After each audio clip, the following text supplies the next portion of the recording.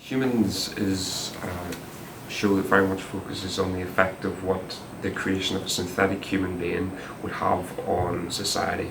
And that involves these beings being integrated into the family, into the workplace, and into the general society, and what it means suddenly for example, in a family setting, for a mother to realise that a synthetic creation can be a mother better than her, can cook better than her. What is it like for a policeman to discover that suddenly these synthetic beings can service better than him, can achieve a better shot? My character comes into the story from a conflicted point of view. There's a lot of questions for himself that he has to answer, and there's going to be a lot of questions for the audience that they're going to want answered, and none of which I can answer right now. Okay. But his journey is about finding answers, is about finding things. He's a man on a mission. He's trying to reconcile parts of himself that are a mystery to himself. Is there an ambiguity as to whether he's a synthetic or not, or is that an issue? There's a lot of ambiguity around him. Whether it's connected to the technology or not is something that I think is to be discovered. But it's certainly the synthetic qualities and how he feels about it, and the merging of the technology both with humans and in society is something I think that all the characters are trying to deal with.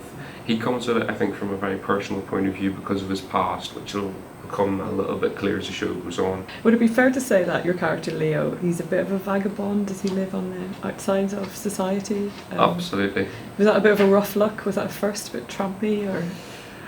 Yeah, I mean, Leo, I don't think thinks about personal appearance at all. But also he's very much on the run. You'll understand in the series exactly why that is.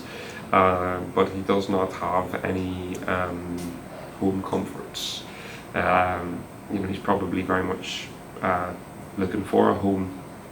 What that word means, that's probably a big theme of his character, is searching for that. Is it quite an action-packed role then? Do you have a lot of stunts or anything like that you can tell us about? Yeah, I think Leo's more. He's more on that action mode. I'd say part of the section of the show in terms of car chases and fight scenes and that aspect, which is always great. I think we always like that aspect, but never just because we'd like to see a car chase or we'd like to see a fight scene. There's always, but we always do. But but there's a reason for it. He's not just being this sort of the last action hero, but that.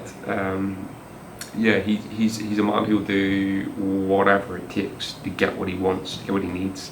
We understand there was a stint school for everyone who plays one of the robot characters. Was that something you attended, or how was it? Did you see any glimpse of that on set?